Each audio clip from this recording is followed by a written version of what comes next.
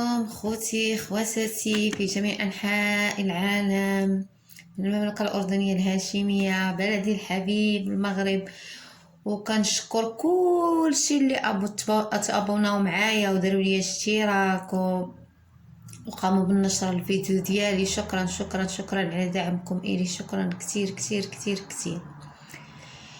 المهم اليوم الوصفة ديالنا حتى ما نطولش عليكم، الوصفة ديالنا وهي وصفة انتيبيوتيك طبيعي، يعني مضاد حيوي طبيعي جدا جدا جدا. المكونات موجودة عندنا في البيوت، في كل البيت موجودة المكونات.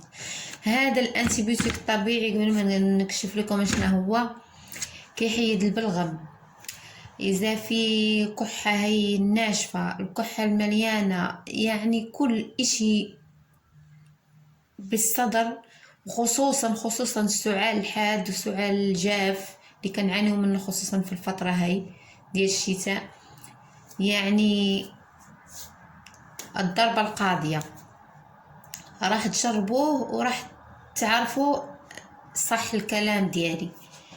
ندخل المكونات ان شاء الله. المكون الاول وهي البصل الحمراء موجودة، والمكون الثاني وهو عسل. اذا ما في عسل نحل، في بينباع عسل مش طبيعي ومش نحل، بس نوعية ممتازة، يعني مش ضروري. الطريقة اننا غادي نقوموا، لاننا انا سويتها لحتى ما نطولش في الفيديو، غادي نقوموا بتقشير البصلة وتقطيعها لقطع صغيرة مش صغيرة كتير، يعني هالقد. ليش؟ مشان تمر لنا في الخلاط، لانه الخلاط ما راح نحط البصل، هنحط البصل وغنحط معه كميه صغيره من المي اللي ايش تقدر تلف الماشين بيه، يعني ما نكتر كتير، لانه احنا بدنا المي تبع البصل يكون طبيعي، فاحنا بنحط بس شويه مي لحتى تلف الخلاط. اما اللي ما بده، واللي لاننا انا ما بسوي، يعني ما عنديش طولة البال، اللي ما بده الخلاط وانه ما حيحط لا مي ولا اشي، يبرشها برش بالهي، يبرشها برش. انا لا، انا بستعمل هاد انا هيهم.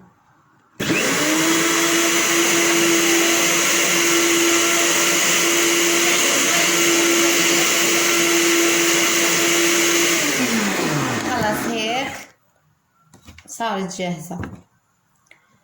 هسه شو حنساوي؟ حنصفيه.